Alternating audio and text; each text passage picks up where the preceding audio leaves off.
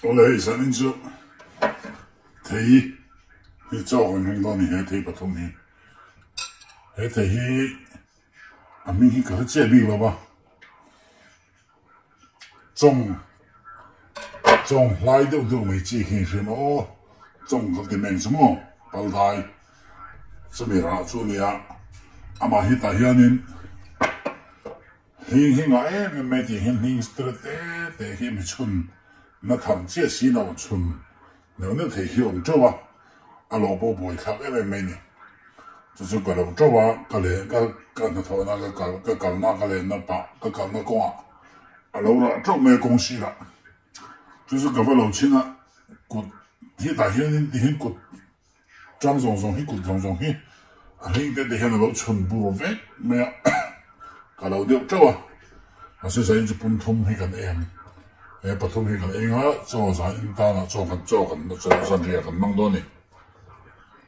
但以前人啊，阿公去种马来肥，然后 Facebook 为了对 YouTube 为了对演做弄抖音个人啊，真係好多年，啊那得去越南好多個安演個時啊，去種馬拍起碼弄得去。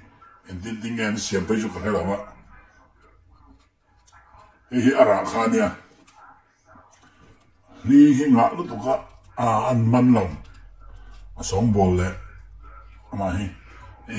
Ang puiso. Dragon food kan di ka. Ang redewa. Amahi. Atui. Miya tui lo po kakilama. Kan. Ay sila nga tui ni Janin. 你睇下播緊老兩，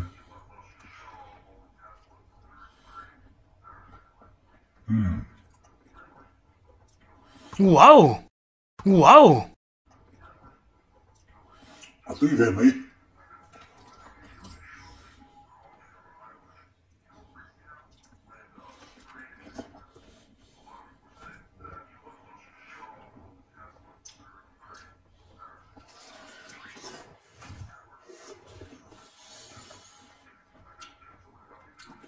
，Dragon food na kaya ang dewa mo.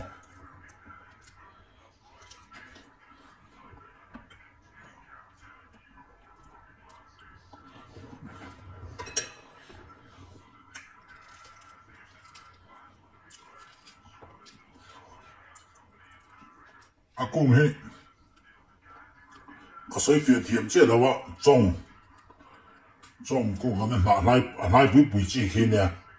去中华乡呢，中华乡老热富美呢，这就不老没看，是老说呢，林得得那可没林，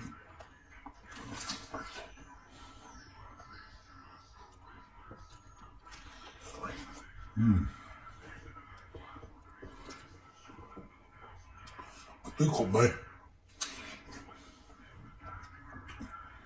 爽波咧下湯不噶，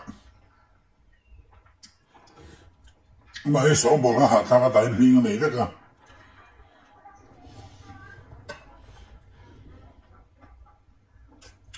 個老粥咩啊？個冷下殼咩都拿包飯。俾我做呢，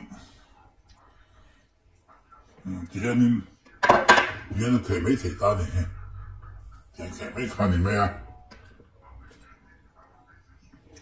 这哎，还没来没呢。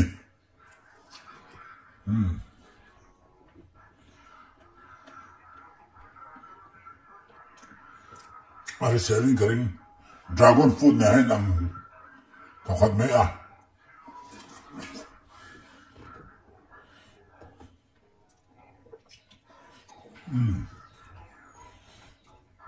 来comer pero tenki de hoti dan taka, tenki pate hoti dan taka. Lai commencer pero do to pada on.